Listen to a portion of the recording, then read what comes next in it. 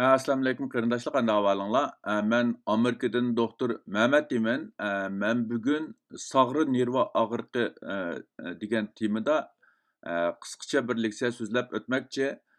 Men bu leksiyada sog'ra nervininki qandaq bir nerv ekanligi, uningda paydo bo'lgan og'riqninki sabablari, ya'ni nima sababdan paydo bo'lganligi va uning qandaq oldini ilish va bir taraf qilish to'g'risida qisqacha tushuncha berib o'tmoqchi.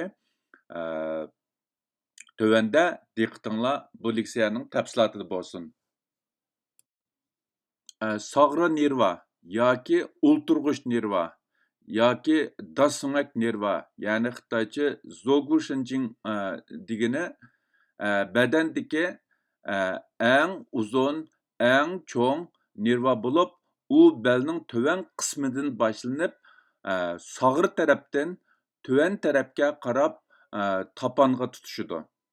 Sağra nerva og'riqi sağra nervisini bo'ylab mangan og'riq bo'lib, ko'pincha ahvolda uzun o'ltiradigan, odati bor yoki diabet kasalligiga giribdor bo'lgan kishilarda ko'p uchraydi. Sağra nerva og'riqi sağra nervisi yallig'langanligi, zaxmlanganligi, umurtqa diskisi pompib chiqib yoki umurtqa so'nki o'sib olib, sağra nervisiga besim tushirganligi sababidan kelib chiqadi. Bu rasmda ko'rganinglar sağra nervisiningki tarqalish doirasi.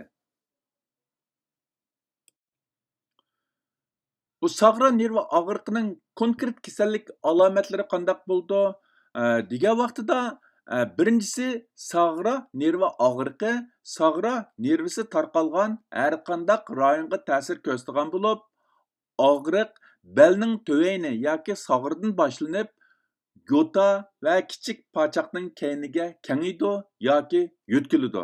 Ya'ni ba'zida og'riqning muqim o'rni bo'lmasdan, balki u og'riq belning töveynidan sağırga yoki sağırdan cho'ng pochoqqa yoki kichik pochoqqa yo'tkilishi mumkin. Yoki bo'lmasa og'riqning boshlanishi kichik pochoqdan boshlanib, keyin bora-bora belning töveyniga taraqqiy qilishi mumkin. Ikkinchisi, og'riq yenik darajadagi og'riqdan ig'ir darajadagi yoki pichoq sanjigandek o'xshamagan darajada bo'ladi. Ba'zida muskullar tortishishi, tok so'qivatgandek his qilishi qatorliqlar ko'rildi. Uchinchisi, ba'zi kishilarda pochoq yoki put mag'dursizlanish, chinqilish yoki muskullar qo'lishish qatorliqlar ko'rildi. To'rtinchisi, kasal alomatlari yo'talgan vaqtida, tushkurganda yoki uzoq o'ltirganda ig'irlashidi. Beshinchisi, odatda kasal alomatlari faqat badanning bir tarafida ko'rildi. Mana bular sağra nerva og'riqininki konkret kasallik alomatlari va aloyidliklari. Sağra nerva og'riqining sabablari, ya'ni insonlar nima sababdan sağra nerva og'riqiga giribdor bo'ldi degan vaqtida, sağra nerva og'riqi sağra nervisi g'idiqlanganda, yallig'langanda, qisilgan vaqtida, besilganda yoki zaxmlanganda paydo bo'ladigan bo'lib, sağra nervisini g'idiqlaydigan, bosadigan yoki zaxmi qiladigan har qanday ahvol uning paydo bo'lish sababi hisoblanadi. Birinchi, umurtqa so'nki va atrofdagi to'qilmalarning yallig'i. Ikkinchi, qo'shni umurtqa so'nki orasidagi taqsimon diskining o'rnidan qo'zg'alib, sağra nervisini besib olishi. Uchinchi, umurtqa so'nki o'sib olish sababidan sağra nervisini besib olish. To'rtinchi, ba'zi o'smalarning, ya'ni umurtqada yolunda bo'ladigan ba'zi o'smalarning sag'ra nervisini besib olishi. 5. Diabet kasali qatorliq ba'zi kasallar sababidan sag'ra nervisining zaxmlanishi. 6. Har xil sabablardan kelib chiqqan fiziklik zaxma, ya'ni qatnash vaqasi, ishdan kelib chiqqan zaxma yoki boshqa ig'ir narsalarni ko'tarish jarayonida yuz bergan zaxma. Mana bular sag'ra nerva og'riqininki paydo bo'lishdagi asosli sabablar. Yuqorqilar insonlarning sag'ra nerva og'riqiga giribtor bo'lishining asosli sabablari bo'lib, undaqda qaysi omillar insonlarning sag'ra nerva og'riqiga giribtor bo'lish xatirini yuqori ko'tardi degan vaqtida, birinchisi yoshning cho'ng'ayishiga ergishib sag'ra nerva og'riqining xavfi oshib mangdi. Ikkinchisi semizlik.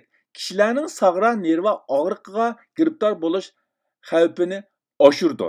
Üçüncüsü, belni qayraydigan yoki belni to'lg'aydigan, ig'ir yuk to'shiydigan, motorliq qatnash qurollarini uzun muddat haydaydigan kishilarning sag'ra nerva og'riqiga giribtor bo'lish xatiri yuqori bo'ladi. To'rtinchidan, uzun o'ltirdigan yoki ko'p harakat qilmaydigan kishilarda aktiv harakat qiladigan kishilarga nisbatan osonla sag'ra nervi yallig'i paydo bo'ladi. 5. Diabet kasali bor kishilarning sag'ra nervisi oson zaxmlanib, sag'ra nerva og'riqini keltirib chiqarishi mumkin. Mana bular sag'ra nerva og'riqiga ta'sir ko'rsatadigan omillar. Sag'ra nerva og'riqining oldini olish. Yani biz qanday qilgan vaqtida bu sag'ra nerva og'riqining oldini ola olamiz yoki uningga giribtor bo'lish ehtimolligini to'valta olamiz degan vaqtida, birinchidan doim chiniqish, bo'libmi bel muskullarini kuchlantirish. Ikkinchisi, o'ltirganda normal va tabiiy qiyofatga ahamiyat berish. Yonpoch yoki qalaymaqon uzun muddat o'ltirishdan saqlanish. Üçüncüsü, uzun müddet öğür turgan vaqtida bir putini o'rindiq yoki üstel üstiga qo'yib aram aldırışqa ahamiyat berish. To'rtinchisi, ig'ir narsani ko'targan vaqtida yukni badanga yaqin tutib, putni ishqa silib yukni ko'tarish. Ya'ni asosligi putning kuchiga tayinish. 5. Belni ushtumtut egish yoki tuzlashdan saqlanish. Yani yük ko'targan vaqtida aldırmay putning kuchiga tayinib belni bara-bara tuzlash yoki egish. 6. Ig'ir yoki qo'laysiz narsalarga duch kelgan vaqtida boshqalarni yordamga chaqirish, ularning yordamiga erishish. 7. Tamok chekmaslik yoki tamokini tashlash. 8. Beden ig'irligini muvaffaq kontrol qilish, bek semirib ketishdan saqlanish. 9. Diabet kasali bo'lsa, vaqtida davolab kontrol qilish. Biz bu yuqorqi ahvollarga diqqat qilgan vaqtida sag'ra nerva og'riqininki ehtimolligini to'valta olishimiz mumkin. Sag'ra nerva og'riqini bir taraf qilish. Ya'ni biz sag'ra nerva og'riqidan saqlanmagan vaqtimizda, uning oldini ololmagan vaqtimizda, ya'ni sag'ra og'riqiga giribtor bo'lgan vaqtimizda, uni qandoq bir taraf qilamiz degan vaqtida, birinchidan, agar og'rish ma'lum zaxmidan boshlangan bo'lsa, og'riq boshlangan dastlabki 72 soat ichida og'rigan yerga muz qo'yish. Har qitimda 15-20 minutdan kuniga bir necha qitim takrorlash. 3-4 kundan keyin issiq o'tkazib berish. Bu og'riqni pasaytish va og'riqning ig'irlab ketishining oldini olishda nihoyatda muhim. Ikkinchisi, agar og'riq ig'ir bo'lsa, og'riq pasaytish dorisi ishiltish.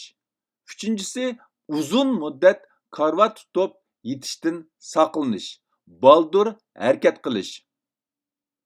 4-dan zarur bo'lgan vaqtida doktorga ko'rinib, tafsiliy tekshirish ilib berish, kasalga aniq diagnoz qo'yish va shuningga asosan davolash ilib berish kerak. 5-si fizikalik davolash, uglab davolash ilib berish, sog'ra nerva og'riqini pasaytish harakatlarini ishlash. Agar biz bularga diqqat qilganimizda, bu xil bir taraf qilishlarni ilib borganimizda, sog'ra og'riqining ko'pinchisi 6 hafta ichida yaxshi bo'lib ketishi mumkin. Agar og'riq 3 oydan uzun davomlashsa, nerva zaxmlanganlik ehtimolliqi yuqori hisoblanadi. Bundaq ahvolda biz cho'qim doktorga ko'rinib, konkret ahvolga asosan yana ilgirlagan holda davolash ilib berishimiz kerak. Ko'pincha ahvolda sog'ra nerva og'riqini operatsiya qilib davolash zarur emas, ammo qisman ahvolda operatsiya qilib davolashga to'g'ri keldi. Bugungi bu sog'ra nerva og'riq to'g'risidagi qisqa leksiyani mishada oxirlashtirmoqchi. Hammanglarning diqqat berganinglar ko'pdan ko'p rahmat. Alloh hammamizning tenini salomat qilsin. Xayr xo'sh, ko'rishguncha omon bo'linglar.